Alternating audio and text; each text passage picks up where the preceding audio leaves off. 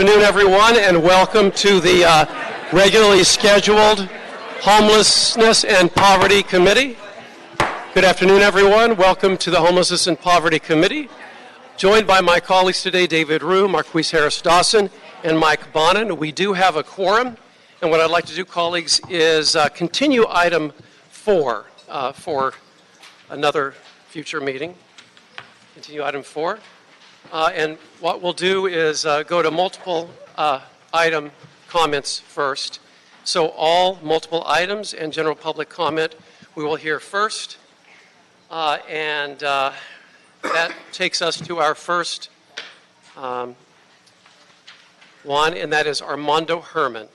And Armando Herman, you filled out a comment card for all items and then 1 minute for general public comment. So that gives you 2 minutes for your items and 1 minute for general.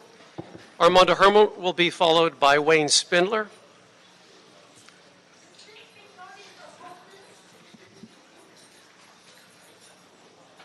Is this about the homeless people that live in our streets? And we can start his clock. You know, ever since I moved here to Los Angeles, these fucking racist pigs in Los Angeles have created a hostile environment by allowing me and other people to be called homeless. I got a home. I have a nice little 10 by 10 tent on a sidewalk, and I pound my 40 till midnight so I could sleep very good.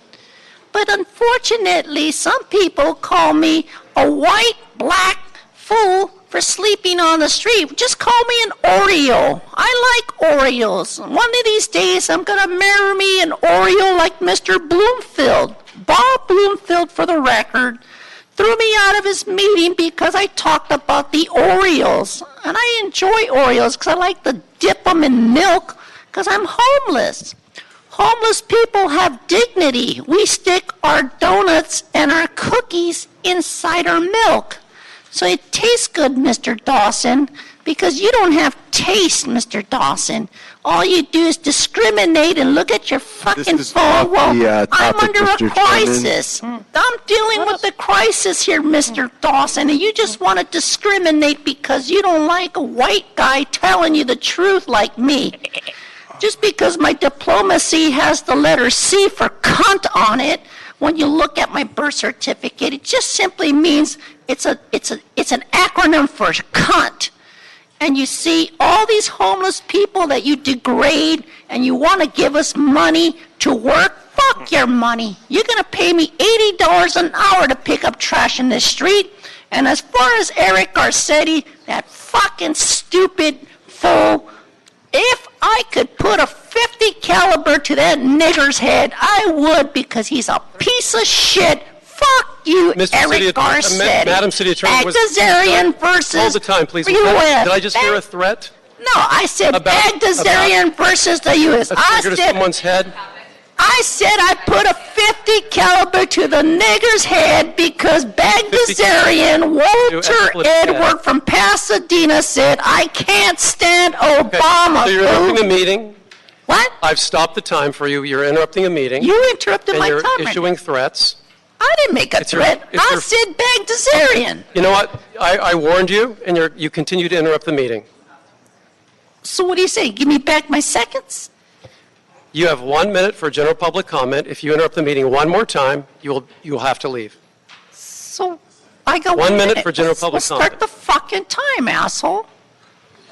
You see, Bagdasarian versus the United States is a court case in federal law where an incident involving a man who put a threat online simply because he said, I don't want that fucking president to run another 4 years and fuck up my country. Referring to Obama. Now, as far as me, I just simply said I'll put a .50 caliber to that white nigger mayor, Eric Garcetti, for forcing homeless people to live in the street, if I could. But you know I can't because you have a restraining order against me because you fucking pricks like to suck cock. And that's why you continue to allow homeless people to live on the street and take advantage of millions of dollars that you steal. Fuck you. Madam City Attorney, I would officially like the City Attorney's Office to review the comments that we just heard about would put a .50 caliber to a certain person's What about head. the phrase I think that is if? hostile, threatening language. If and would I'd like the put City should. Attorney to evaluate that. You're interrupting the meeting. You are out of here. Bye. You're out of here. Armando Herman, bye. And to folks who have not had the horror of having to listen to that before in a public forum, we have a few people who come and offer public comment every single committee hearing, every city council hearing, and they're exercising a First Amendment right to say what they would like to, how they would like to, whatever kind of language they choose to use, and we have to legally allow them to communicate in their very special way that they choose to. So, having said that, Mr. Spindler, you have 2 minutes for all your items and 1 minute for general public comment. Yes, so on behalf of the city of Beverly Hills, I went to their council meeting last night. We're going to dump all of your homeless from there to here, number one. Now, we just want you motherfuckers to keep building more of this bridge, bullshit housing and path and all that good stuff so the fine folks at Beverly Hills can take any of the homeless there and dump them over here at the city line. So you dumb motherfuckers take the responsibility for the county. And I just think we got a wonderful relationship with our sister city. So now, you see the trick. The trick has been revealed. Number 9, more and more poor motherfuckers coming here from all over the country to get the sublease of the volunteers, South Hope Street bridge housing.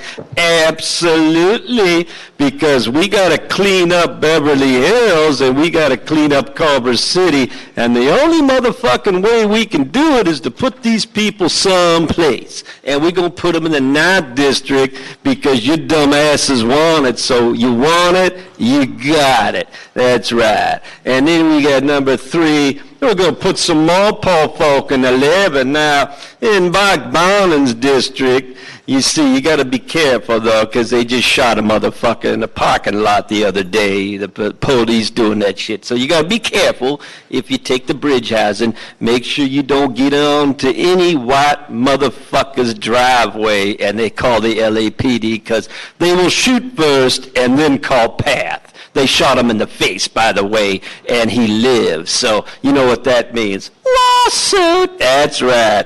Number 4's been continued because Joe Buscaino don't want it. Joe Buscaino is an Italian motherfucker. 1 minute for general public comment. So the 1 minute is, and lovely city attorney knows that in United States versus Bagdasarian, of course, the item comments being said were all protected free speech, not a threat, certainly, because you have to have the ability to carry out a threat, and if it's protected speech and it involves a subject matter which a politician fucking the city up certainly is, the manner upon which how you say the politician fucking up the city and that you're dissatisfied with services can be done in any way. You can say all kinds of shit, just like Mr. Faggot up there say the same shit, that he got to say, I apologize. You don't apologize. No, the city of Beverly Hills will take all of the homeless in Culver City and put them in the 9th district because Gil Cedillo and I don't want them in the 1st district. He can talk to you more about that. Again, thank you fools for all your dumb shit stupidity. If the next 3 speakers could step forward and take a seat, the next 3 speakers step forward will be Jed Perriott, Zuma Cliffs, Arnold Sachs. If I called your name, come on up and have a seat at the table. And Mr. Perry, you have 2 minutes for all the items and 1 minute for general. Thank you. Good afternoon. Jed Perriott with Street Watch LA and the Services Not Sweeps Coalition.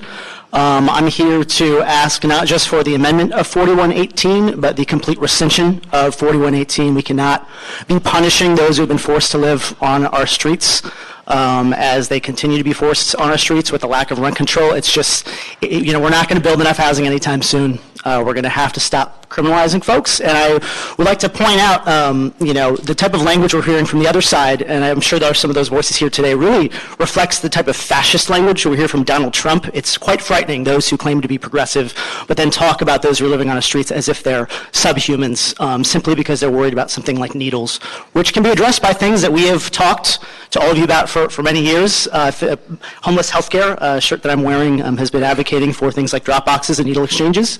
But please keep that in mind when these folks come to talk about criminals, et cetera, the horrific language they use that is dehumanizing. We need a different approach. And on that note, it's unfortunate as the city attorney and city council talks about ordinances like 5611, which I believe should also be rescinded, and that they're used because sidewalks need to be passable, need to be ADA compliant, that trash needs to be addressed, public health and safety. And it's unfortunate to continue to see, after months and months of conversations with the mayor's office and city attorney, we really don't want to have to keep going back to courts, but it's unfortunate to keep seeing these things happening in the street. In Mitch O'Farrell's district just last week, there were 2 Clean Streets LA comprehensive cleanups. You're all aware what that is. One on Saturday, August 10th. There was trash piles. Yes, they needed trash service for sure. But it was odd that just 3 days later, another Clean Streets LA sweep. This is at Alvarado 101, by the way. Another one was scheduled. And this is an encampment with people in wheelchairs, with canes, elderly folks. It's really hard for them to do that twice in 3 days on a hot summer day. And I asked Mitch O'Farrell's office why this was happening, and that there had been... 1 minute for general public comment. The sidewalks were ADA compliant, as well as documented, no trash. People had brand new tents, and yet still, Juan Fregoso of Mitch O'Farrell's office looked at me with his dead eyes and said, if it was noticed, they should all be ready. Sarah, who is disabled, should just be ready and expect to move all her things again for no reason. For what reason? And so I demand answers for that. And unfortunately, I think the answer is probably one that's quite more sinister than public health and safety and passable sidewalks. Quite a bit more if you were there to see. And even the watershed inspectors there agreed with me that it should be called off. But they couldn't do it because they were ordered to continue. And the result is that several people I witnessed multiple tent after tent thrown into the garbage. Residents there said they had their medications and IDs thrown away. This was a disaster. This was a human rights violation in my mind. And this is, once again, you ask yourself why you keep having to go back to the court. It's incidents like this that keep happening again and again. So we have Arnold Sachs. Is Zuma here? Zuma Cliffs? Zuma? If Dickie Gross could step forward, Dickie Gross, and Mrs. Talia Sachs. Arnold, I guess it's just you. Oh, okay. So you have 2 minutes for all of your items and 1 minute for general. Yes, thank you. Good afternoon. For the record, Arnold Sachs. And I held 7, 8, and 9. Actually, 9, I'm wondering, so will it be lawful or unlawful to obstruct the sidewalks? I mean, you had the towing ordinance in front of you, a state bill about the towing, which you passed, but the state bill is actually to allow vehicles not to be towed. And you went ahead and said, no, we want the vehicles towed. So it's the language. Again, it's always the language. And I'm glad to see this gentleman here from Health Services. Regarding supportive housing, you already have supportive services with the ACA, and that's the Affordable Care Act. The Affordable Care Act, the beauty of the Affordable Care Act was that it provided payment for health care. What it didn't provide was a location for that health care to be taken care of. If you have a car and you buy a new car, you get a lease, you get a insurance with that for service on your car, and something happens, you're not going to go to a different mechanic. You're going to go to the mechanic that covers your lease, covers your insurance. So, but at least you have a mechanic you can go to. What you need to have here is you need to have places where people can go and be treated, and let the county health plan, the ACA plan, LA, what is the health plan? LA Cares. take care of them. It's the county plan. They're cashing the checks. They're cashing the paychecks, the assistance checks, but they're not providing any care because they don't have to. You have to start asking your elected officials, why not? Now, as far as my public comment, yeah, there's a lot of homeless people around. I just went to a meeting. 1 minute for the public personnel comment. meeting, and I mentioned in there that in 2 years, the state of California, in its wisdom, has collected over $6 billion in marijuana sales. No, yeah, it's over $6 billion in marijuana sales.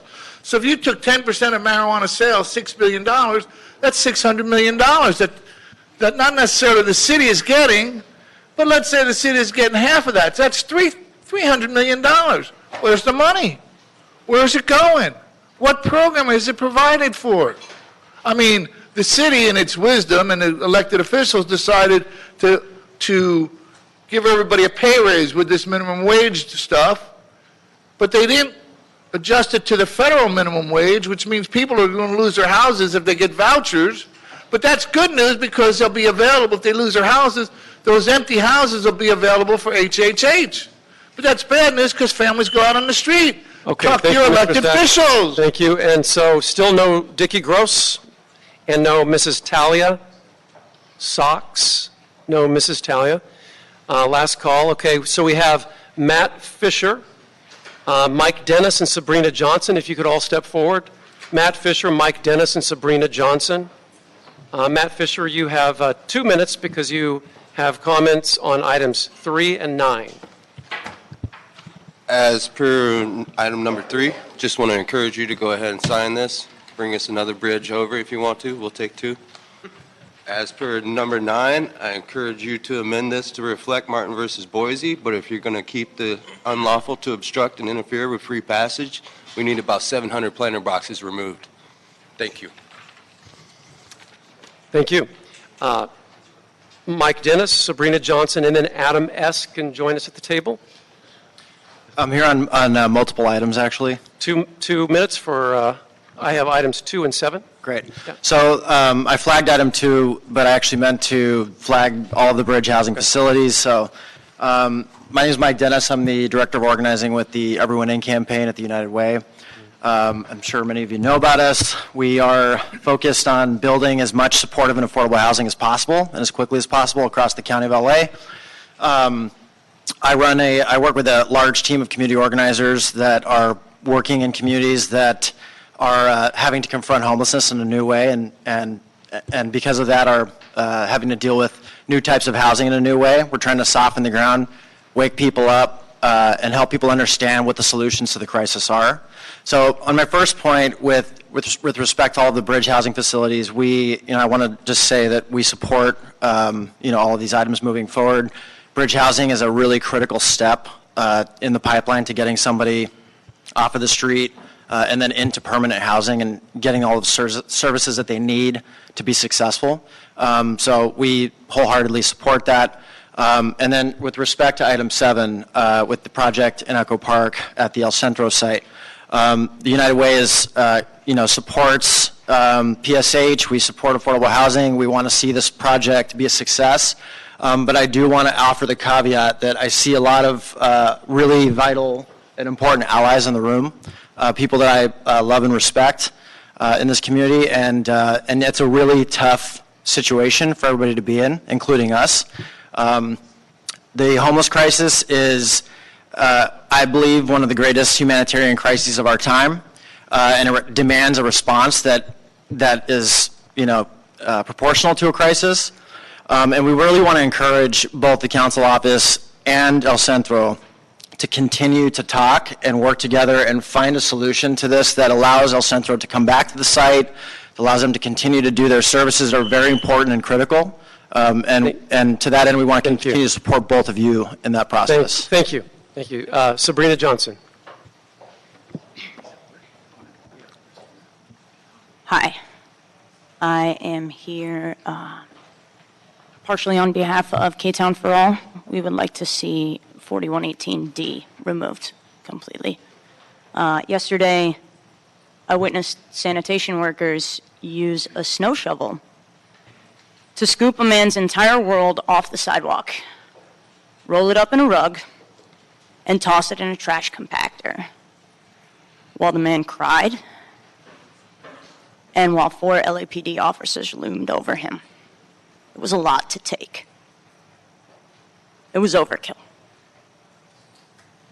I think we can all agree, in light of the recent shooting of John Penny by LAPD officers, that it's important to minimize police contact with our unhoused neighbors. John Penny is now in jail. And I want to believe that the City Council's plan for dealing with the homelessness crisis does not involve terrorizing people until they do something you can throw them in jail for. But that's what it looks like right now. Thank you. Thank you. All right, we have Adam S. will be followed by Audrey George, who will be followed by Charlie Peppers. If you could please step forward, Audrey George and Charlie Peppers. And you have general public comment. And number 9, I think. All I have is general public comment, so you'll get 1 minute for number 9 then, and if you would go back and fill it out, because I just have general public comment. All right. Hi, my name is Adam Smith. I'm a volunteer organizer with White People for Black Lives and a volunteer organizer with Services Not Sweeps Coalition and a volunteer member of Burrito Project, Culver Palms Burrito Project, and a volunteer with Street Watch LA on the west side. And I was here yesterday to support the motion by Mr. Bonin and Mr. Harris Dawson about the pilot program. I think that those types of services are what we need at these encampments. While I was here giving testimony for that, I was getting updates from a sweep that I usually go to right on the dividing line of CD 11 and CD 5 underneath the 405, and where 12 people lost their belongings. You know, the sweeps are so subjective, regardless of intention, when we go out there and see what happens, they'd say, okay, we're going to go up this alley today. Last week it was safe, so all these people got their tents thrown out. We were able to replace 12 by nightfall last night, but that shouldn't be on us. And then one more they shouldn't minute. be getting taken. 1 more minute for... So I'll be back in 2 weeks at this meeting to support that motion again, but I think it is really important to name that LAPD shouldn't, those services are only going to work as they're supposed to if LAPD isn't part of interactions with the houseless folks. I think Sabrina brought it up, and I would just name regarding John Penny, black folks in this city make up 8% of the population, but they represented 33% of the houseless population. And, institutional systemic racism, if we keep sending cops out to do work with the houseless folks, black people are going to receive the brunt of that violence, and they are. John Penny should be dead. He got a bullet in the eye, and now he's being charged, like Sabrina said, with 3 felonies. Please abolish 4118 across the board. D, most importantly. Thank you. Thank you, and you don't need to fill out another card. I have you in 2 different places here, so you're good. Thank you. Okay. Yeah. And then we have Audrey George, and I think you also have 2 separate items, correct? Okay. So is one for general public comment? Yes. All right, so 1 minute for that and then 1 minute for the item. Okay. A comment I just need to make in general is that whatever plans you put in place for sanitation and cleanup, policing keeping the streets safe, you need to keep the LAPD out of it. John Penny, as people have said, is just an example of what happens. He was huddled in a corner, totally unarmed, with permission to be where he was from the owner of that building, and 10 cops surrounded him, and the only thing they could think of to handle that situation was to shoot him. Right now I'm very anxious because on 6th Street in Skid Row, there were cops had a few blocks totally blocked off looking for a murder suspect. And they're just so trigger happy. This suspect, I don't want to read about tomorrow about what happens with that suspect. You need to dump for all sections of 4118. I like to think that you're discussing that it's being contemplated because of some humanity, some heart that you have, but I think you just know that it's just going to bring you more and more litigation that you're going to have to pay the fees for, and that you're going to lose all those lawsuits, and I believe that's probably what's behind this talk. You need to remember that planters are the worst obstacle to accessibility on our streets. They're growing so exponentially. It's just terrible. The attitude that 4118 and all of the citations, I think 1,400 citations or something like that, criminalizing homeless people who have no place else to go and cannot afford the fines and just get further and further in debt. You've got to stop confiscating their goods, you've got to stop destroying their goods, and you've got to stop causing devastation and harm to them. Thank you. Before Charlie Peppers begins, if Craig R. and David Diaz could step forward. And Charlie Peppers, you have 1 minute for general public comment. Cool. Hi, thank you for hearing me. I have some good news. My building, we recently got a letter of non-compliance sent on our behalf so that the rental increase we had of 25% in our low-income building would go down to 5%. We're excited, but we still have some healthy wariness about the entire thing because nothing's been sent out yet and our rent's going to be due within 10 days. Just to put more pressure on the Michaels organization, if they don't step up to the plate, would you be willing to step up on our behalf and send another letter, make a phone call, just because this would be devastating for many people if they kind of pull us through circles to make sure that this goes through. So, Charlie, you mean send out additional letters because we already have, make additional phone calls because we already have. Oh. And I've told you, and I'll tell you again, and George is working on it, we are on your side, and we're doing all we can. And I'm very glad to hear that you've got the documentation that the rent increase is reduced. So let's just keep working together. All right. Thank you. Thank you. Thank you. All right, so we have Craig R. Yes, from the LA Community Action Network. I just want to make a few quick positive comments about getting rid of 4118 in its entirety, since it's used so many times in my neighborhood, Skid Row, for harassment of the homeless. The houseless don't need to deal with technical rules that can be used against them by the police to harass them and snatch and grab their stuff, and et cetera, et cetera. I also like to, while I'm at it, urge you, meaning all of you, and especially you, MHD, to get rid of 8502 in its entirety. Bad idea, and I know you feel guilty about it, having voted to extend it over and over. We have a saying, house keys, not handcuffs, but we got a new one. Housing is a human right, not just for the rich and white. Thank you. After David Diaz, if Jessica Montemayor and Josephine Teng could step forward. Jessica Montemayor and Joseph Teng. And Mr. Diaz, item 7, 1 minute. Good afternoon, committee. I'm here to oppose item 7. It's premature for the committee to vote on this. You have violated, if you continue, because of the dearth of citizen engagement process, which is one of the 3 fundamental points of Proposition HHH that has not occurred, no stakeholder meetings, no community meetings have occurred. The initiative clearly states that you need to raise the bond money, you need to have citizen engagement and financial oversight. This, so far to date, is a textbook of environmental racism. What you have here in terms of the planning process, by not talking at all to the community, is a throwback to Mayor Sam Yorty's period of the 50s and 60s that we thought would be over. Without citizen oversight, you haven't addressed open space, we haven't addressed the crime issue and intervention for that area, the types and characteristics of the people you're going to be put in a predominantly family area, no alternatives and impacts. I do have comments I want to submit today. Sure. I noticed at the end that we have to submit No, you're good. Thank you. We have Jessica Montemayor and Joseph Ting, Jessica Montemayor. We'll receive those. Okay. Thank you. Because the other things were not Nope. finished. Sorry, we got to keep everyone to the same time.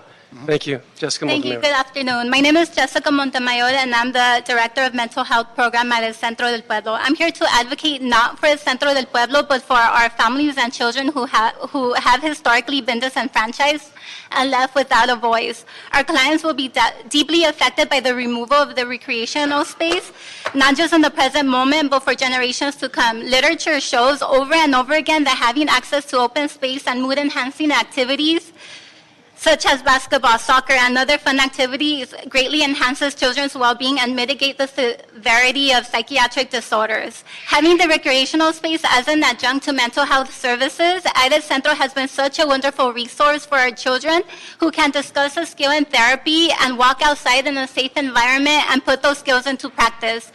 Skills such as socialization, relaxation, or simply just play. I respectfully ask that you please listen to our pleas, listen to the pleas of your community, and listen to the pleas of the children who desperately need your support. Thank you. Thank you. Jessica Tang will be followed by Laura Natoli, followed by Luis Campos. If you could step forward. Josephine Tang. Good afternoon. I just wanted to speak to our tent situation in Los Angeles. So basically, we're arguing in the streets, across tables, in chambers. And now there's even a lawsuit about us seizing and discarding property that we find out on the streets, like tents and stuff like that. But we can't just dehumanize the issue of homelessness to a matter of street side cleanliness. So clearing off the streets is one. It's honestly just a Band-Aid for this gaping wound that the city has for the lack of affordable housing. And two, I'm pretty sure it's it's unconstitutional to deny people their right to property. So when rent's up, tents go up too. Gentrification, rent raises, and evictions are directly related to our homelessness crisis. So we have to make investments into permanent and long-term housing that's affordable and accessible for everyone. Thank you. Thank you. Laura Natoli. Hi there. I'm Laura Natoli from AIDS Healthcare Foundation. I'm here today to question item number 9, which seeks to amend the LA City Municipal Code 41.18 regarding the illegality of pedestrians standing, sitting, or lying down on city sidewalks. The item says that it will amend current municipal code to adhere to Martin v. Boise, which basically declares that it's unlawful for people to be criminalized for being homeless if there's no supports already in place, which is a great cause while we're sitting on the edges of our seats waiting for Measure HHH accommodations to be complete. I'm pleased to hear that this municipal code is being amended since it fines violators $1,000 or imprisonment of up to 6 months. As all you can assume, people who need to sleep on DTLA sidewalks cannot afford a $1,000 fine. However, I couldn't find details of what is actually being amended in the law on the website. It says that information is being amended and things are being changed, but it doesn't have specifics on what that language will be. So if you could provide that, that would be great. Thank you. Thank you. Luis Campos will be followed by Myra Alvarez, followed by Ms. Prickett. Sir.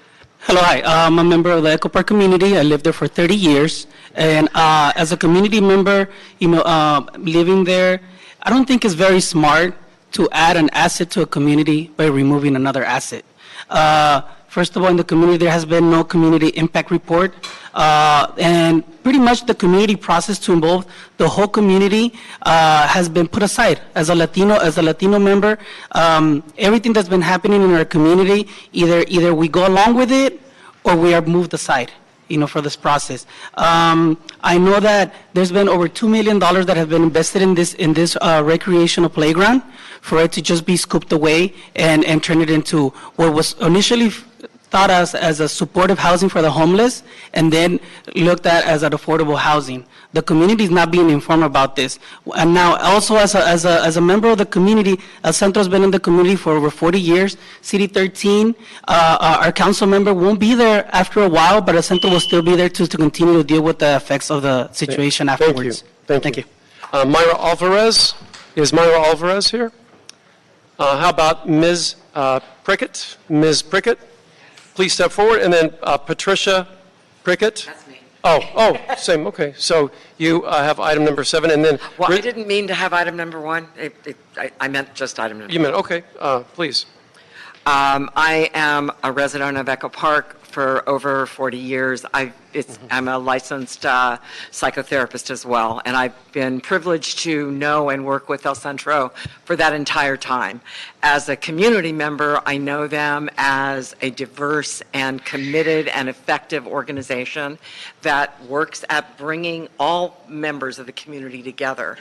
Professionally, I ran a domestic violence program in West LA. I also worked for Children's Hospital at School-Based Health in South Central. El Centro was my referral of choice because there are no organizations like El Centro in those other areas, or as far as I've been able to see, in any other area of the city.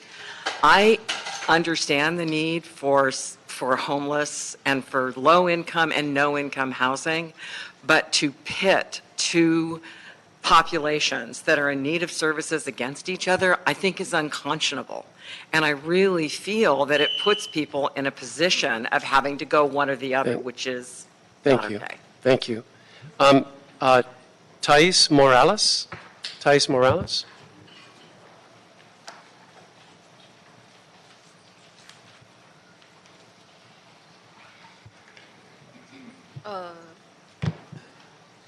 So my name is Thais Morales, and so here goes what I wrote. Many people that attend El Centro del Pueblo come from low-income communities. I am one of those people, meaning that either these people rent garages to live in or rent apartments. As a youth of El Centro del Pueblo, I have seen that the facility has provided kids their own playground, a mini park where kids won't be offended by the 3,964 sexual offenders that are surrounding this area,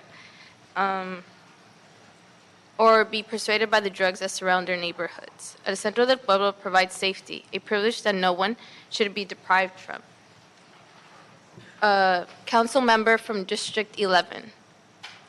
I know that you wrote in your website that you're a champion of neighborhoods. And if you are really that, why won't you fight with us? Thank you. Thank you. All right. Is there a Peggy Lee Kennedy? Peggy Lee Kennedy? Yeah. And it's 3:43, so we're done with our comment cards. Anyone who, we're good. And Peggy Lee Kennedy, so no intake of more comment cards. And Peggy Lee Kennedy will be followed by the Honorable Richard Polanco. Peggy Lee Kennedy. Hi, Peggy Lee Kennedy, Venice Justice Committee. And I just want to say that this committee, I really would like to see you get some advisory people that have lived experience rather than people that live in homes with suits and good jobs. And I mean, real advisory so that you know how horrible it is when these laws are passed.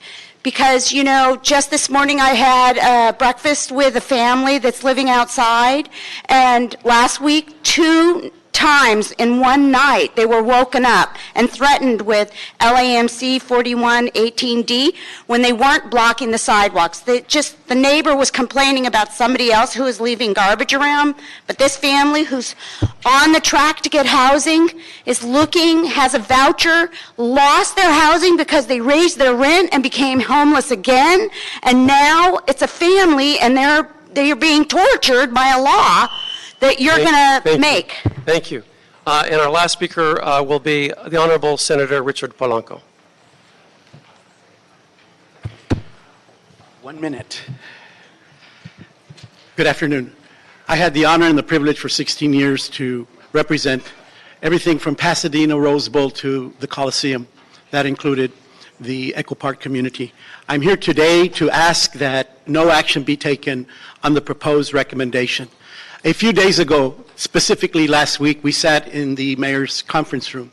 Senator Durazo, myself, former council member, former council member Alatorre, and Representative Carrillos were present along with other staffers. We were informed that the silos would be closed, I'm paraphrasing, but that let's take the recommendations that are being given, which one of them was proposed by me, that this site be acquired, be sold to Centro. And lo and behold, 4 days later, a weekend passed, and now, for the first time, we come to learn that there has been a proposed action pending that was never disclosed. I view that as bad faith. I do not believe that it is in the best interest to build what is being proposed current, and that is congratulations to all the council members for meeting their goal and their commitment to the bridge programs. Councilman Farrell has met that requirement as well. What is being proposed now is a housing development. We have countered with a much larger housing development on another site. We will continue to work with the councilman's office to bring the kind of housing density, but not on that particular site. I'm here today to ask that this body do not take action. Let us continue as we had agreed, that we would take and sit back and look at what the options would be and recommendations. Again, I am beside myself that we sat there and were not informed that this particular action had already been formulated and forthcoming. I would ask this body to defer the recommendation and that it look to the opportunity for us to complete that of what we agreed to. And by that I mean Senator Durazo, myself, Council Member Alatorre, the representative from Carrillo's office, as well as other members who were not able to attend the meeting, former Supervisor Gloria Molina. This is a unified front, members. This is a unified front. I'm shocked that it needs to take that kind of action from former members and current members to come to make a plea on behalf of a community that has stated its position very clearly. Thank you for your time. Thank you, Senator Polanco.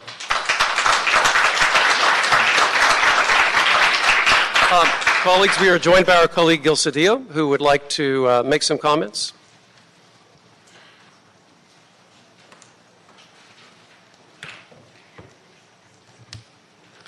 My dearest colleagues, let me echo the words of the esteemed senator that this is not a time for us to move this forward. Meetings took place last week, conversations were had, and agreements were made. We are looking for an alternative.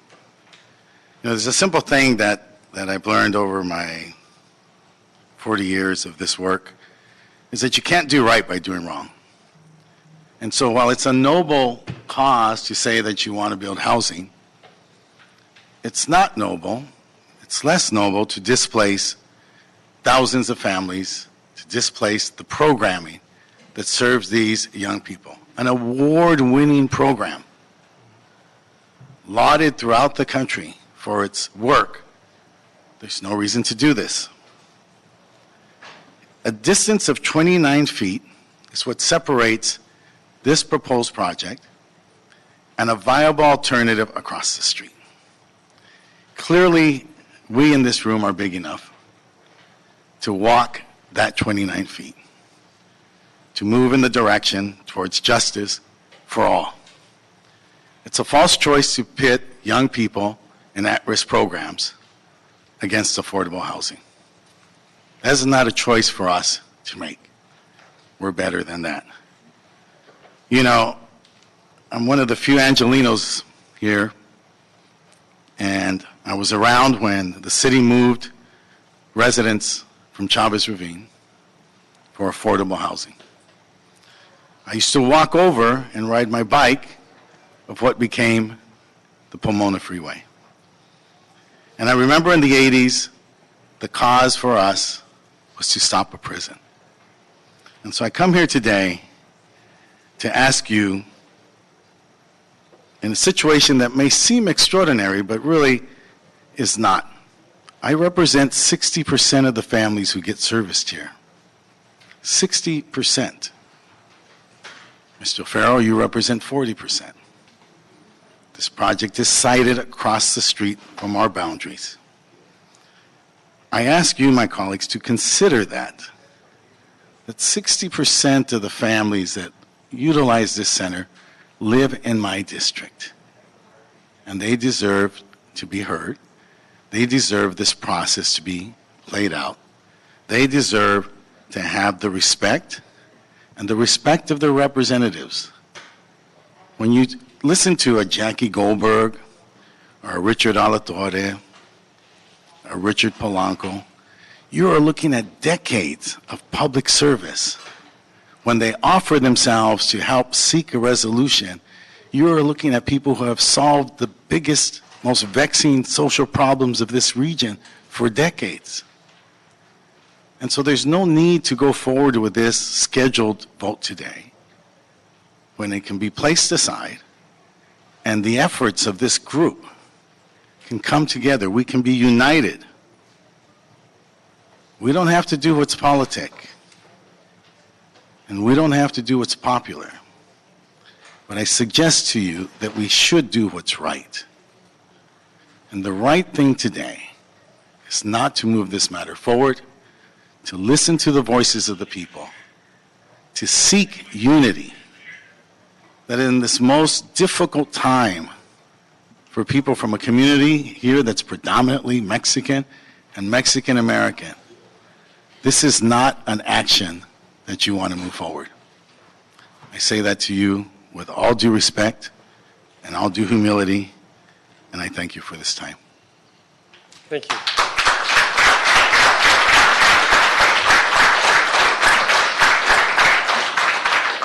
That completes all the public comment for this committee hearing, and so what I'd like to do is have Jack Reef, our CLA, read items 2, 3, 5, and 6, and 8, and we'd like to take them on consent if there are no objections.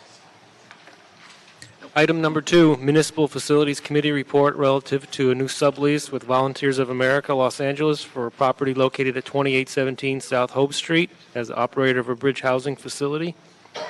Item number 3, Municipal Facilities Committee report relative to the authority to negotiate and execute a new sublease with PATH as the operator of a bridge housing facility at 100 Sunset Avenue.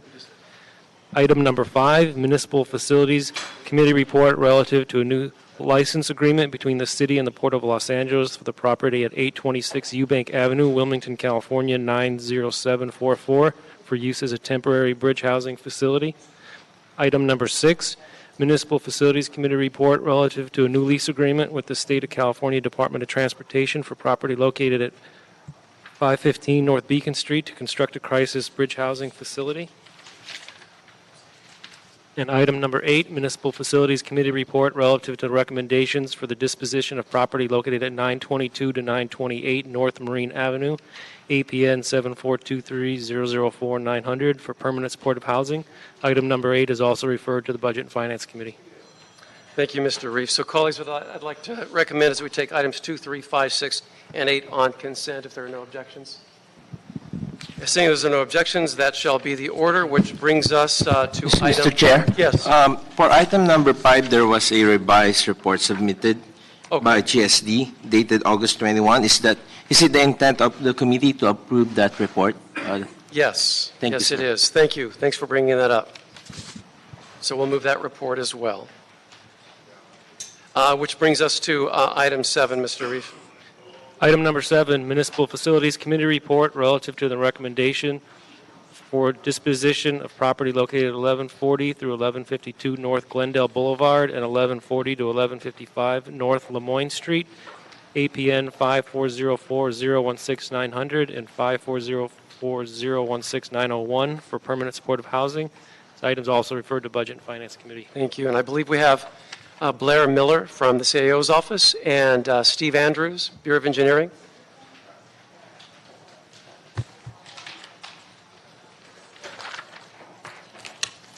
Maybe not Steve Andrews, but we certainly have Blair Miller. Good afternoon, Chair and Council members. My name is Blair Miller. I work for the Office of the City Administrative Officer. I work with the Asset Management Group on the Affordable Housing Opportunity Sites program. This program was initiated in 2016 in response to the city's comprehensive homeless strategy 7D to identify city-owned sites for affordable housing. The 2 properties that are being considered by the committee today are part of the 3rd round of sites that have been identified as potential sites for affordable housing through this program. The MFC approved and the recommendations of the CAO to approve these city-owned sites at 928 Marine and 1140 Glendale as affordable housing sites, and to authorize the Housing and Community Investment Department to issue requests for proposals for the two sites. I'm available for any questions you may have. Thank you. I do have some questions. I'm sure we're all going to have some questions, but let me just make some remarks as well. I want to start by thanking everyone for taking time out of your day to come to City Hall, make public comment, let us know how you feel. Lots of passions on this, understandably. My relationship with El Centro del Pueblo goes back to 2002. Since that time, and since being council member, I continue to support your mission 1,000% in word and in deed. I will always do that as long as I possibly can. I don't think that anyone on this panel disagrees with that belief. Let me just say for the record, there were several stakeholder meetings. I don't have the exact number, but well over 5, 6, 7, dozens of phone calls in the last year and a half. Lots of meetings with El Centro del Pueblo, at least 6. We had an open house late last year. It's absolutely true, Fernando. It just is. It's all documented. We have them. We sure can. But I'm not here to talk back and forth with you. You had your moment. Now, as chair, I'm going to do my remarks. And I was at the meeting last week as well. It was made very clear that that was not a negotiation, that was a conversation. This conversation will absolutely continue. And I want everyone at the table so that we can craft something that will get to the best and highest use of that 28,000 square feet of city-owned property that we possibly can, and I know we can get there. So in case there is still some confusion regarding this proposal, I'm going to offer the following, and then we'll ask the questions. We all know that the lack of affordable housing and homelessness in Los Angeles isn't an issue. It is the issue. In this city, over 36,000 individuals are unhoused as per the latest point-in-time count, and thousands more live on the brink. In fact, the highest number of newly homeless individuals are folks who simply can't afford an apartment any longer. I take this issue very seriously, and I'm undaunted in my approach to really make a difference in this crisis. I stand proud that the very first HHH project opened in the 13th District, and the second bridge housing facility as well in Hollywood, where we'll be moving our third bridge housing forward today in this committee. The Glendale Boulevard site, city-owned as I mentioned, is currently under a month-to-month lease, has never been proposed for a homeless shelter, despite what may have been claimed. It was always intended to be a permanent, supportive, affordable housing, and we're going to hear a little more about that in my questions. My commitment from the beginning with the immediate residents, neighbors, and businesses, as well as El Centro del Pueblo, was to work in providing a plan for the highest and best use for the site. I'll state again for the record, the city is assessing all of its city-owned assets, including all parking lots, including the ones across the street. Nothing is off the table. However, some will be easier, faster, and less expensive to build in order to house people more than others, which is the case here. The lot under consideration is a nearly 28,000 square foot sloped lot with dense zoning, nearly double the zoning height allowed on the lots suggested by some here today. Should we move forward with the additional Echo Park lots, it will be an equally thoughtful conversation with the immediate residential and business community on how, where, and when the 163 parking spaces on those lots required to be replaced would be provided. These lots are used to capacity and would exponentially increase the cost of construction to the detriment of the unit count and cost. In short, we wouldn't be getting anywhere near the 100 or so units if we were to use the lot across the street. Meanwhile, we can provide the 9 replacement spaces with the current proposal, as well as providing a recreational use as specified in the municipal facilities report that we just heard. Adjacent to this new development, fronting Lemoyne, that can serve the El Centro del Pueblo through a licensing agreement. This was a requirement that I personally imposed because when we propose these permanent supportive housing, there's never been a recreational component in it, but we know that there's a use there, and we want to make sure that we continue those uses. I look forward to receiving the feedback from the community, businesses, and everyone here on the design schematics, the massings that were solicited for this site through the BOE CEO's office to help further provide visuals to help us all see how we can maximize the entire site of this city-owned lot to its highest and best use. And the fact remains that that parcel could be better utilized. As we move forward, sites like this will all be looked at to be modernized and serve the many needs of a growing city and its growing permanent supportive housing and affordable housing needs. If the whole housing issue were to be solved tomorrow, we would continue to look at all of our surface properties for repurposing so we can serve to the highest degree of city-owned real estate, all of our abilities, and the needs of the many. And this item we're hearing today was disclosed well over a week ago, that it was on the calendar, and you all are here today, which is a testament that there's an awareness of that. And I want to again thank everyone for taking the time to be here, and we look forward to continuing to work with everyone so that we can really, I think, accomplish the needs that we have in the city and the needs that we have in the community. I am convinced that we can do that with what we have. So my question, Ms. Miller, for clarification, there's been lots of talk about the 100% affordable permanent supportive housing, and it's addressed in this report, this municipal facilities report, but can you explain, for those who had questions, how is this or is this not different from HHH? HHH is a funding source. It is a potential funding source for permanent supportive housing and also for facilities. When HCID issues a request for proposals for a city-owned site, there is a project description in every RFP that it issues. And at that time, they have, working with the council office, often with the community, have come to have determined what would be an appropriate use for that site. It might be family housing, it could be permanent supportive housing, it could be a combination. The decision for this project as to what would be proposed to be on the site, what they'll be looking for in the RFP, has not yet been made.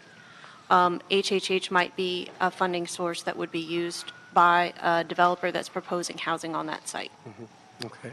So the definitions of the categories of who would be housed at this site will be determined as we move forward on the terms of an RFP. That's correct. Is that correct? Okay, thank you. Once this property transfers to HCID as per the municipal facilities report, how and when will the RFP be developed and or released? What's that process? So HCID has has a fairly standardized request for proposal. Rick Tontat, who's the director of the city's land development program, has just joined me at the table, and I'll actually let him finish answering that Great. question. Thank Sure. you. So we work in tandem And with... your name again, I'm My sorry. name is Rick. I'm with the Housing Department. I represent land development. We work closely with the CEO's office as well as the council office to draft the RFP.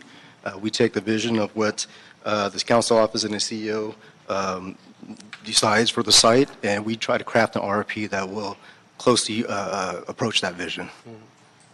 Okay. In terms of timing, we have not discussed official timing yet because this site has not been approved. Right, but it's not going to advance within 4 weeks or even 2 months. There's a discussion, there's a further process through your department That is on correct. how that's crafted. That is correct.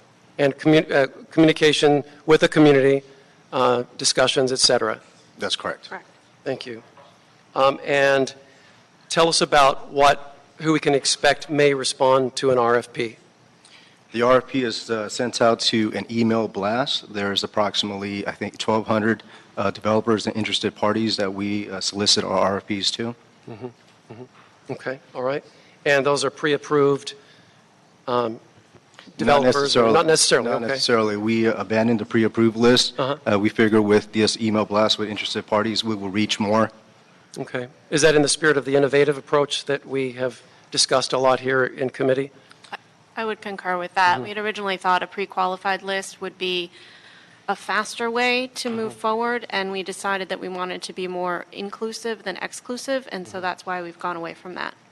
So this would give us opportunities to have developers who may be up and coming or have innovative ideas be able to respond. Okay. And what steps have been taken to collect input on this RFP that were incorporated into this report? Can you take us through some of those steps? Yes. So that's initiated with the CAO, so we have an internal evaluation process that includes looking at the site's zoning, the ownership of the site, the history of the site. We have participated in an open house that was hosted by CD13. We've participated in at least one direct meeting with some of the folks who are here. And that's some of the outreach that we have participated in. Okay. And can you expand upon how CAO is developing existing municipal parking lots? Describe the complexities of that and the current requirements for replacement, the costs, et cetera. Yes. So the Department of Transportation has a list of 120 off-street parking facilities. 15 of those are structures, the rest are surface lots. DOT has offered a parking replacement policy, and we're in the process of creating a memorandum of understanding among DOT, HCID, and CAO that will commemorate this parking replacement policy, because DOT is trying to work with us to use the city's properties for the highest and best use, including for addressing our housing crisis. And some of the challenges that are posed by using parking lots for housing are the current use of the parking, replacement parking during construction, and then replacement parking eventually when the property is built. If replacement parking is built on site, housing funds are not allowed to be used for that, so a different source has to be identified if the parking is going to be replaced on site. And because of height limits, in some cases, we would need to go underground for the replacement parking, and underground parking costs significantly more. All right. And I know that one of the options that has been presented or will be presented involves very little excavation on the Glendale side, right? Because I think the zoning there, you can go up to 75 feet at grade. And then on the other lots, I think the height limit's 45, and you need to go subterranean on those if you were to get any decent number of units. It's more complicated, in other words. Yeah, so the Glendale site has two advantages. One is that it only has 9 parking spaces, and actually under the parking replacement policy as proposed, those would not even have to be replaced. As you mentioned, the zoning allows for height on the Glendale side that allows us to get approximately 98 units, up to 98 units. Up to 98 units. And it allows for an open-air recreation area on the Lemoyne side. So we've done some initial studies on the site, and there is an opportunity for that, correct? Okay, terrific. All right, colleagues, questions? Mr. Rue, I know you're okay? No? We're good? All right. Well, thank you so much. Really appreciate that. So, as everyone heard, the dialogue will continue. And as everyone also heard, the homeless crisis is not an issue, it's the issue. And when we have a fit where we have a city-owned property that is underutilized, where we can accommodate and accommodate the needs of the day, but also accommodate the needs of the community, that's a great situation to work from. And my strong recommendation is let's work together on this. I can give you examples of really great recreation sites and how spatially they can be arranged in such a way that can accommodate all sorts of activities. So, colleagues, what I'm going to do is recommend that we approve this report. All right, without objection, that shall be the order. We will approve this report. Thank you. Thank you, everyone. We will continue the dialogue. Thank you. And that brings us to item number 1, please. Item number 1, motion O'Farrell Root relative to lease agreement with Young Women's Christian Association for the property located at 1215 Lodi Place and a sublease agreement with People Assisting the Homeless to operate a bridge housing facility at this site. Okay, and we'll just hold for a minute while the room clears.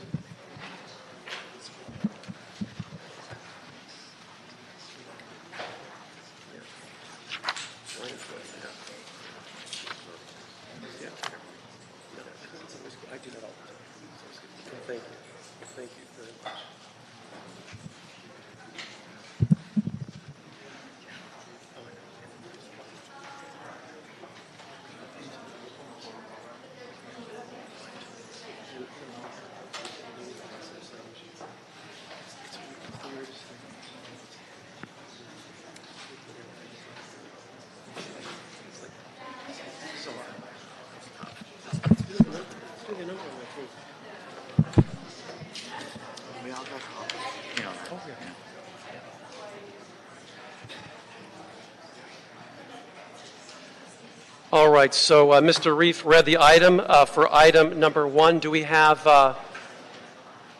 Meg, are you here for item number 1? The YWCA?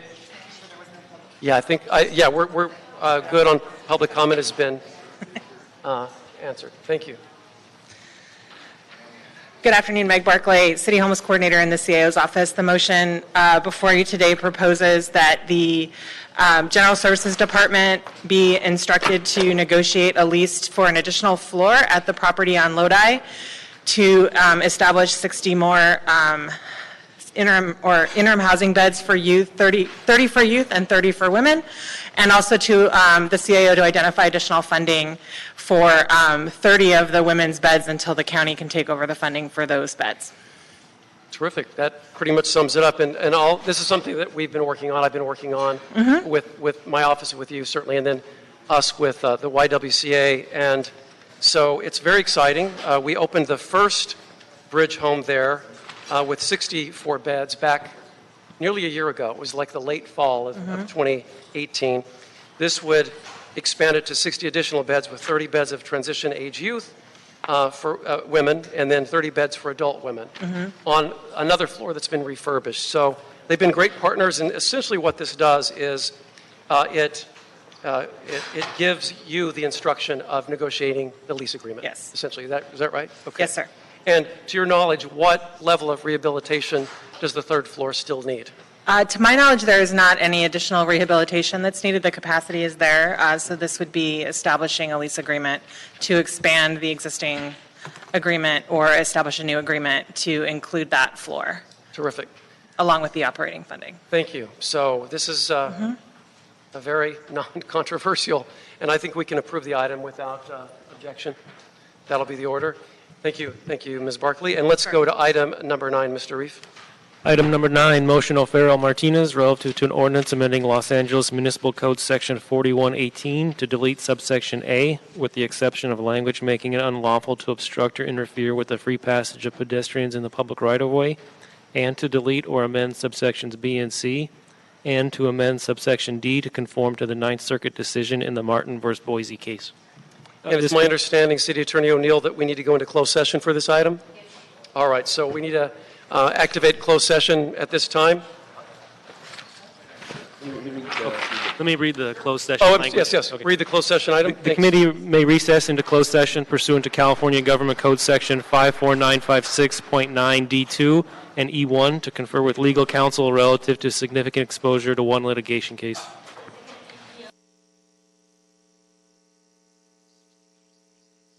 Mr. Reek, would you mind reading item 2 one more time for the record?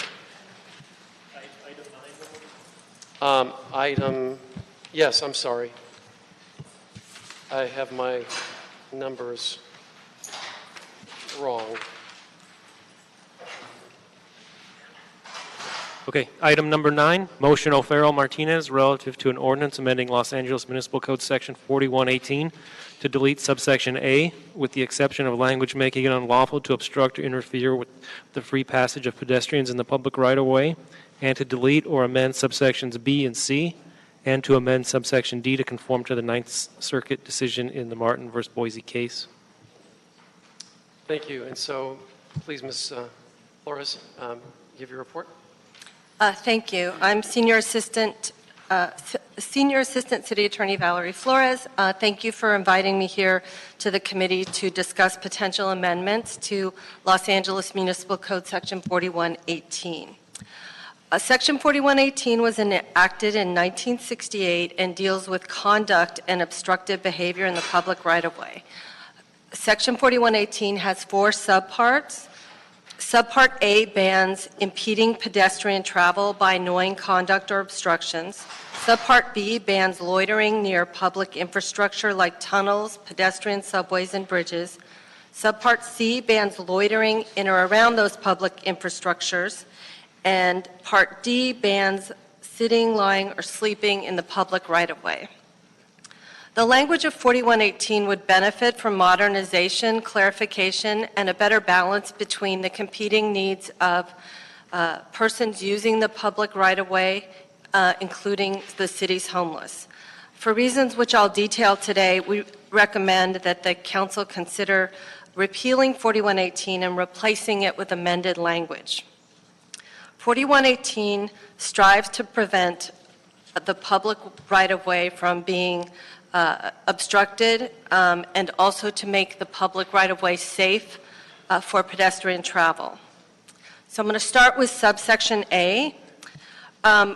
With regard to subsection A, that language currently bars obstructions, and we recommend that the council provide more specificity and some policy options for the council to be more specific would include language such as banning obstructions on the sidewalks near building entrances and exits, driveways, and loading docks, and also banning obstructing the sidewalk in a manner that restricts clearance required by the Americans with Disabilities Act, which is at least 36 inches.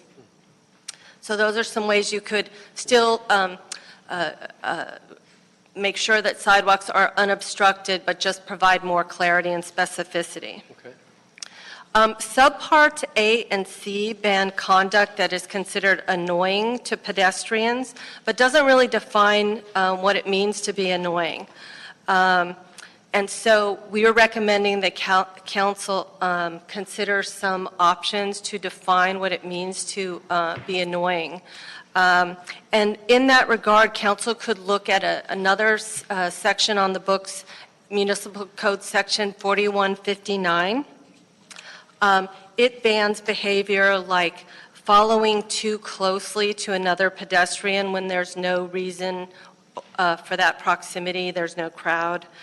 Speaking to a person in a manner that is reasonably likely to cause the person to fear bodily harm or damage to loss of property, or to speak in a manner that is so intimidating that it would cause a reasonable person to give up money or something else of value, and also to bar conduct that would cause a pedestrian to react violently because of fear of imminent harm. And so those are some ways you could define annoying in a lawful but clear way and still make sure that pedestrians can travel safely and without fear in the public right-of-way. And that could live in a different municipal code, 4159. That's what you're saying? Well, 4159 deals with solicitation, so we would just borrow that language and replace subsection A with that For kind of 4118. language. Correct. Okay. And subpart B, we recommend repealing because it deals with the simple act of loitering, and again, so that it's not a trap for the unwary. And there are all sorts of sections in the municipal code that deal with criminal conduct in the public right-of-way, like loitering for the purpose of soliciting prostitution. We feel that this section is unnecessary and should be deleted in its entirety, and that's subsection B again. And so this brings us to subpart D. Again, subpart D has been on the books since it was enacted in 1968, and it makes it a criminal offense to sit, lie, or sleep in the public right-of-way. Historically, the section was used to cite or arrest homeless individuals who refused to avail themselves of shelters. But when the homeless population overtook the number of shelter beds, 4118 fell out of pace, and the city was sued in a case called Jones versus City of Los Angeles. The Jones plaintiff claimed that prosecuting people for sitting, lying, or sleeping in the public right-of-way violated the Eighth Amendment if there were not enough shelter beds. The city, about 13 years ago, settled the Jones case and agreed not to enforce 4118 during certain daytime hours and near driveways, loading docks, and entrances and exits. An ordinance similar to 4118D, which again bans sitting, lying, or sleeping in the public right-of-way, was on the books in the city of Boise, and Boise recently lost its effort to defend that ordinance in court. Our Ninth Circuit ruled that Boise's ordinance imposing criminal sanctions against someone who slept in the public without any other option violated the Eighth Amendment's cruel and unusual punishment clause. And they cited the Jones case, which had been vacated with approval. So the ordinance in Boise was virtually identical to 4118D. And again, LAPD has continued to enforce that, but only in a constitutional manner. Because it's better to have on the books an ordinance that actually reflects the way we're enforcing it, we recommend that the old version be repealed and a new version be put in its place if council, as a policy matter, decides to do so. It's important to note that the Ninth Circuit in the Boise case, even though it overruled Boise's total ban on sitting, sleeping, or lying in the public, did state that even where shelter is unavailable, an ordinance prohibiting sitting, lying, or sleeping outside at particular times or in particular locations might well be constitutionally permissible.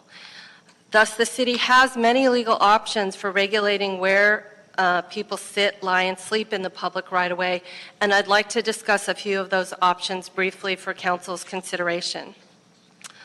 As was the case in the Jones settlement, the city, we believe, could lawfully ban sitting, lying, or sleeping near driveways, loading docks, and building entrances and exits to make sure that those access ways are clear. The city can also ban sitting or sleeping in public sidewalks in a manner that restricts compliance with the Americans with Disabilities Act, which again requires 36 inches of clearance. As Boise's fairly broad quote suggests, the city has additional policy options of restricting sitting, sleeping, or lying near certain other sites so long as it promotes health, welfare, or safety reasons. So the council could consider banning those sorts of activities near schools, daycares, parks, bike paths, and recreational trails, near certain city infrastructure like tunnels, pedestrian subways, bridges, and overpasses, especially where they are on school routes. Also, if the city wants to ban sleeping, lying, or sitting near sensitive sites like newly opened homeless shelters or homeless service centers or safe parking spots or new storage facilities, we believe that's legally defensible. Additionally, there are some public areas that are already subject to no trespassing signs. For example, there are some wilderness areas that are dangerous because they flood. They have no trespassing signs, but the city could also say you can't sit, lie, or sleep there. Again, that would promote public safe, including the safety of the people who actually use those areas. Other areas that the council may consider restricting would be public areas that are closed during the public during certain hours for safety or maintenance, like library grounds, or banning sitting, lying, or sleeping on sidewalks where there's a special permitted event like filming or a farmer's market. And then also areas of the public sidewalk that tend to get very crowded either because of tourists or sports or concert arenas. We think that you could make public health and safety justifications to ban sitting, sleeping, lying in those areas. So in conclusion, the city has a legal right and obligation as a steward of the public right-of-way to ensure that it's unobstructed and safe for pedestrians. But that right and obligation must be balanced against the need to allow homeless individuals to sit, lie, and sleep in certain parts of the public right-of-way until sufficient shelter and housing is available. And I'm available to answer any questions if you have any. Okay. We'll just open it up here and I'll hop back and forth. I have a question about regulating public areas posted with closing times for safety and maintenance purposes. You mentioned, you went there a little bit, but for example, like the City Hall East Underground or library grounds, et cetera,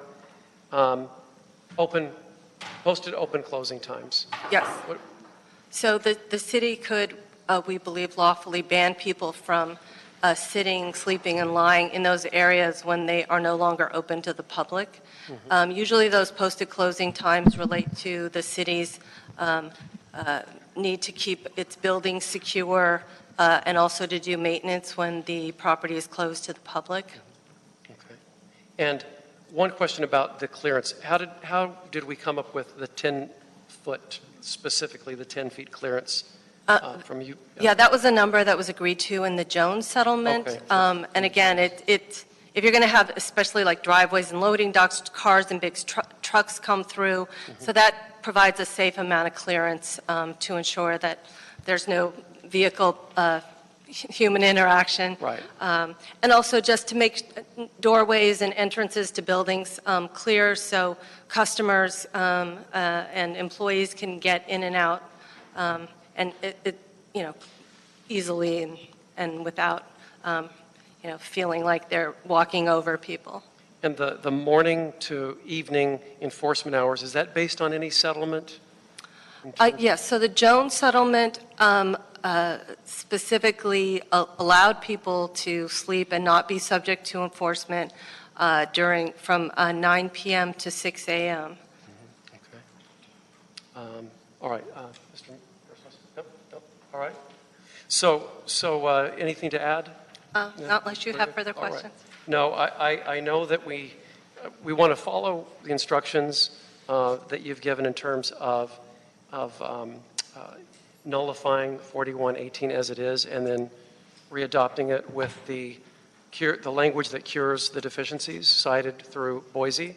And so we have some recommendations here. I have some recommendations here. And that it would be the following. Request the city attorney to draft an ordinance repealing the current version of Los Angeles Municipal Code 4118D and replacing it with the language below. No person shall obstruct the public right-of-way in a manner that restricts 10 feet of clearance from any operational and utilizable entrance, exit, driveway, or loading dock. And B, no person shall obstruct the public right-of-way in a manner that restricts passage as required by the Americans with Disabilities Act. And C, no person shall obstruct the free passage of pedestrians in the public right-of-way by engaging in the following aggressive behavior. 1, approaching, following closely, or speaking to a person in a manner that is intended to or is likely to cause a reasonable person to 1, fear bodily harm to oneself or another, or damage to or loss of property. 2, otherwise be intimidated into giving money or other thing of value. 3, respond immediately with a violent reaction because of the inherent nature of the reasonably perceived harm. And under C2, intentionally touching or causing physical contact with another person without that person's consent. Or 3, intentionally blocking or interfering with the safe or free passage of a pedestrian, including unreasonably causing a pedestrian to take evasive action to avoid physical contact. And under D, no person shall sit, lie, or sleep in or upon any street, sidewalk, or other public right-of-way as follows. 1, at any time in a manner that restricts 10 feet of clearance from any utilizable or operational entrance, exit, driveway, or loading dock. 2, at any time in a manner that restricts passage as required by the ADA. 3, at any time with the following categories. 1, within 500 feet of a park when the park is closed. 2, within 500 feet of a school. 3, within 500 feet of a daycare center. 4, in or upon any tunnel, bridge, or pedestrian subway that is on a route designated by City Council resolution as a school route.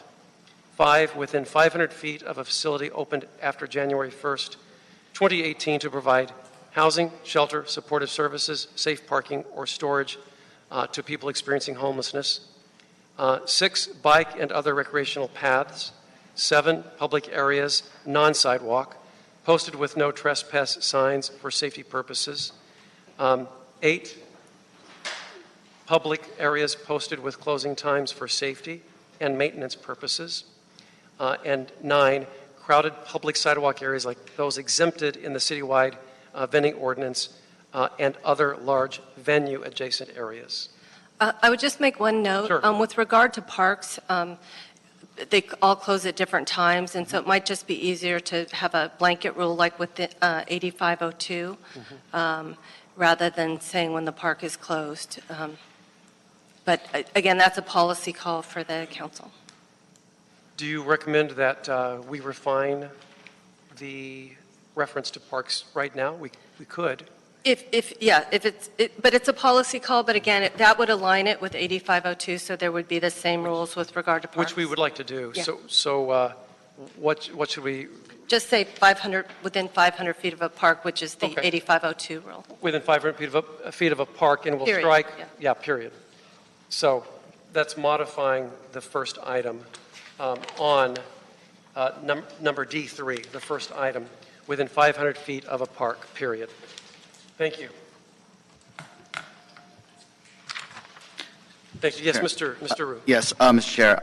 You know, I don't think my office got a chance to take a look at all that, but we'll be able to take a look at it, and when it gets to council, we could make any amendments or additions or... I think that when it comes to council, there will be a pretty good dialogue with ideas and input that people are going to want to give since they're not privy to this report today. So, yeah. Yeah. So I just want to put with the caveat that we haven't had a chance to review it, but it sounds good, but, you know, hearing it for the first time, but we would like to, and it'll go to council in about 2 weeks? Probably so. Yeah. Or, yeah, so. Probably after the Labor Day weekend, I would think. So. Yeah, whatever the case, we'll have a chance to review it, and so I'm going to be voting on it, yes, with the caveat. We'll take a look at it. Okay. Thank you. The order is to cure the deficiencies cited in Boise case, and so that's what we're doing with this action today in committee. So, yeah, thank you. All right, without any objection, that'll be the order. All right, and where does that bring us to in the agenda? The desk is clear, sir. All right, thank you. Is there no more items? This meeting is adjourned. Thank you. Sorry? I don't have a Thank you, sir. Appreciate it.